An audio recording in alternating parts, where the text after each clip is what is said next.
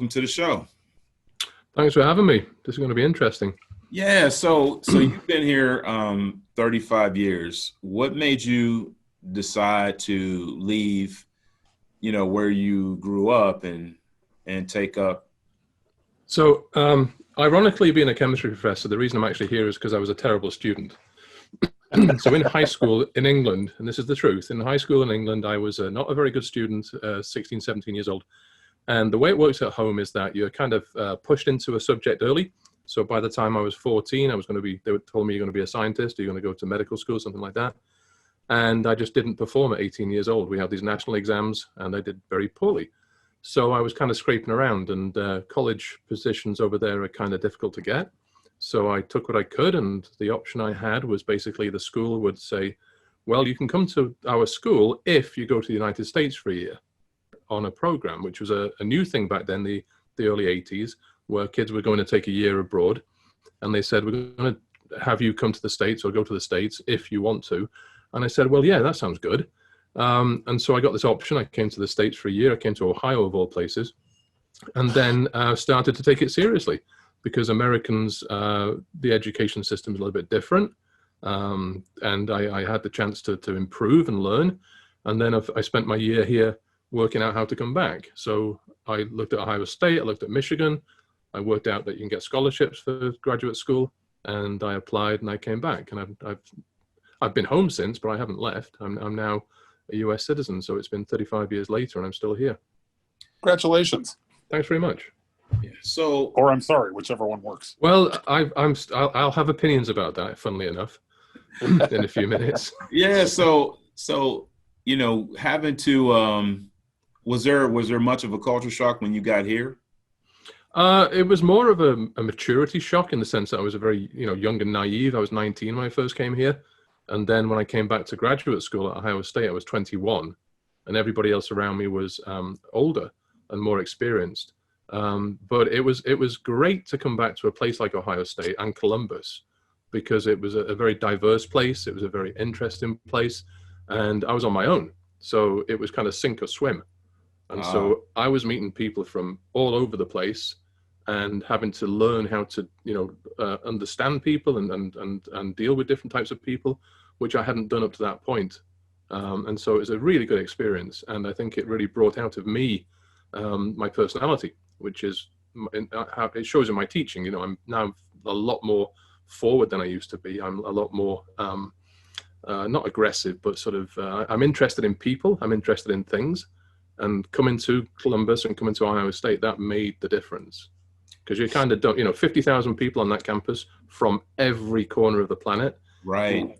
Yeah, it was fun. I think that's one of the best things that somebody can do, is to go to a university, especially if you're from a place where everybody looks like you, thinks like you, worships like you. Everybody has the same, cookie cutter parents, moms and dads, and everybody thinks the same. I remember when I actually went to Youngstown State. And I remember in my senior year, it was a history of journalism class. And I was really interested in journalism. I love politics. I love all things, that have to do with knowing about how society works and functions. And I remember sitting in the back of this class, because at this point, I'm just like, I just got to ride this last quarter out. And I'm just here for this easy credit. And it's a topic I like. And I remember a kid, he was a freshman, and he said he was from a place where there were no people of color. So, if you leave a metropolitan area, you're not going to see people that don't look like you or think like you. So he had the whole world figured out. And the question was to the class, why do you not see more Black and brown people on TV?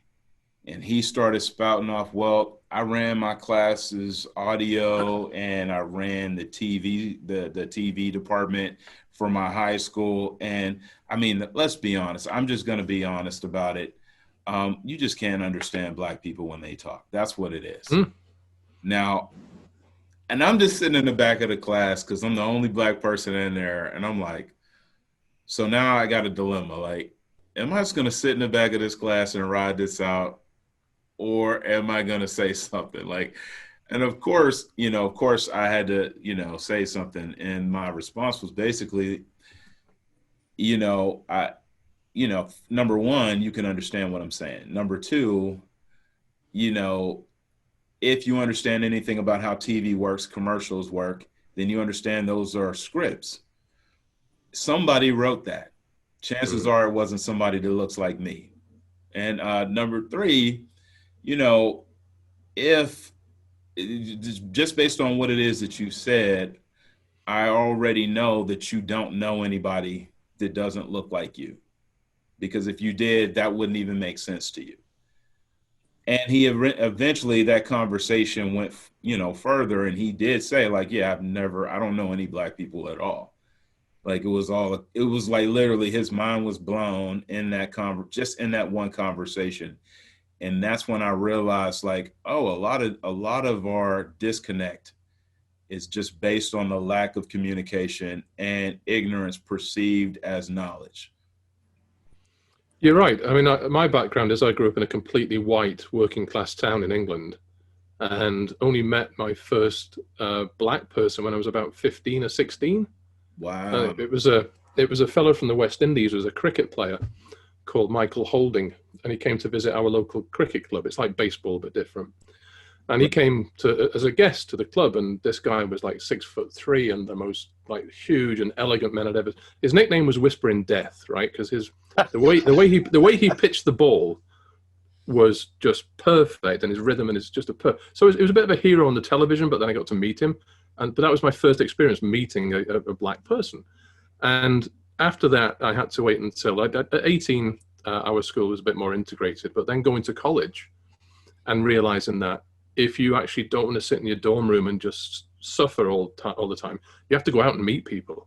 Right. And there would be people from across the hall was from Iran, down the hall was from Saudi Arabia, across here was from Nigeria, right? And all of a sudden, if you just want to not sit there for 3 years and cry, you're going to have to go out there and be brave and meet people. For sure. And you're right about, and I think what you're talking about here is actually going to expand into the question about the election and about the split in the country. It's experience and it's exposure. And it is all about taking the time to actually talk to people and listen to people and get somebody else's perspective. For sure. Right. And that is, I mean, I was fortunate because I was kind of thrown into it because I went to college and I then came to the States. I decided on that, but the environment was just so alien to me. It was so different to where I grew up. But then you either sink or swim. And it was such an enriching and wonderful sort of experience over that time that it made me so much more comfortable in my own skin, and also able to I take anybody as they come now. Yeah. I can talk to anybody. I've gone from being a shy kid to being, hey, who are you?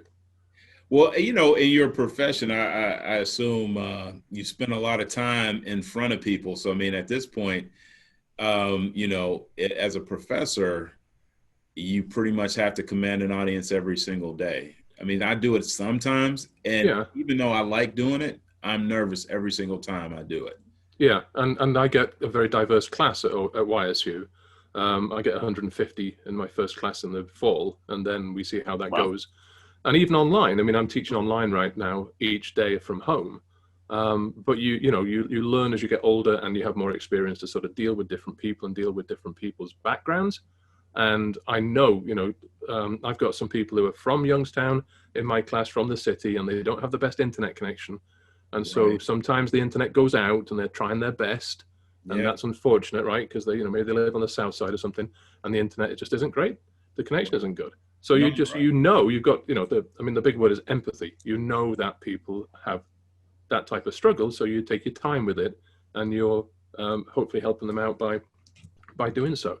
But even that comes down to meeting people. How can you have empathy with people you don't meet? Yeah. And I think that's the thing too, is it's easy to demonize people when you've never met them. So like if you look at the people who are the most anti-Muslim, they're probably from states that have no Muslims. You know what I mean? Absolutely. my neighbor, his name was Jihad, and he was from Iraq, and I think his wife was from Yemen, if I'm not mistaken. Um, Best neighbors that I could ever have. And he walked with a limp, so I would shovel his snow just Oh, because nice. it's the right thing. It was the right thing to do. Yeah. So my wife, we were trying to conceive at the time, and we had an issue, and she had to be rushed to the hospital. His wife couldn't speak any English.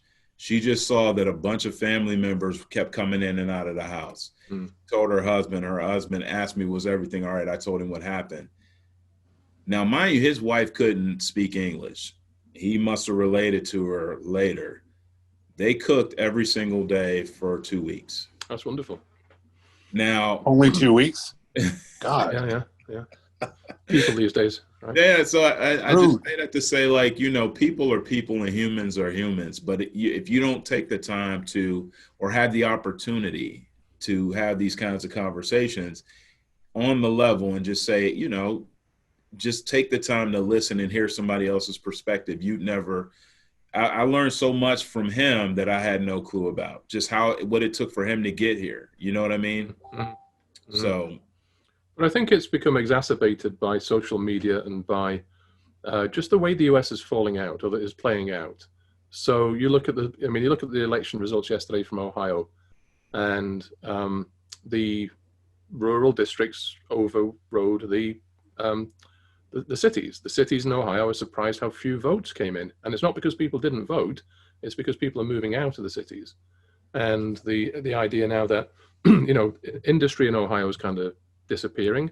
sure. And so why would people migrate here? Why would people come in this direction? We're losing And that's population. probably why. So, you know what? That makes sense. I never thought of it from that perspective. So do you think that's why the state is becoming less purple and more red every election cycle? Is because I think so. So I spent time in Toledo as an undergraduate, where we had the Willys Jeep plant, and then you look at Cleveland, that had car industry, and you look at Lordstown right here in this part of the world, and that's the type of place that people came to. Right. They migrated from the South, migrated from West Virginia, migrated from other places to come here, right? And so those populations are kind of, where do we go next? We head down. I'm hopefully correct in the idea that people have moved to Georgia, Atlanta, where Georgia's on the cusp of switching from red to blue, because people have migrated in that direction. Professionals have migrated down there. But it comes down to, again, the sort of idea of when would these people meet people of color if they live in the middle of Ohio, and their whole universe is a 30-mile radius, and they don't need anything out from there. And then they might spend all day on the internet, or they spend time on the internet or watching Fox News, where they're given what they think is what they need. That it nourishes their preconceptions of what people are. Yeah. Right. And the size of this place, and the breaking down of where people live. For those types of people, it's difficult maybe to come across somebody who's different to them. Yeah. And that's sort of compounding the issue, isn't it? Yeah.